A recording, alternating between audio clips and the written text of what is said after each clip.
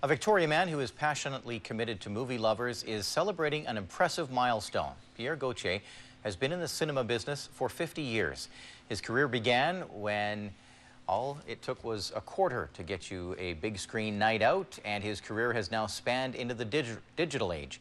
Mary Beth Burton has more on the outspoken movie theater manager who was born to be in the business. And what are you going to see?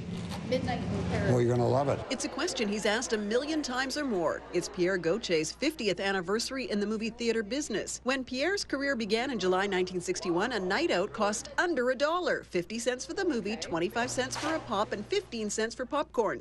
Today, you'll need at least $20 for the same experience. Long before he collected tickets, though, movies were in Pierre's blood. My grandfather ran theaters in Quesnel and Barkerville in the early 1900s. My mother played the piano in silent films. And then my father came and he ran theaters and he built a drive-in. For nearly half of Pierre's 50-year career, there were smoking sections in theaters. The theaters were filthy, the screens were filthy, the stinky old smoke. When I think about it now, I cringe.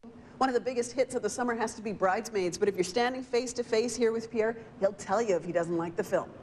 That unsolicited advice can come in handy. Got 40 minutes to decide. If you're hating it too much, go leave that theater and go over to number 5. And customers seem to like the candor. I don't remember what it was, but it was good advice, whatever it was. Oddly enough, the man with many opinions doesn't form them in the traditional way. yeah, I don't see the movies personally, unless John Wayne's in them. Pierre asks his patrons for their reviews, and tales of his generosity abound. A couple came in from Boat Bay, and this guy looked 150.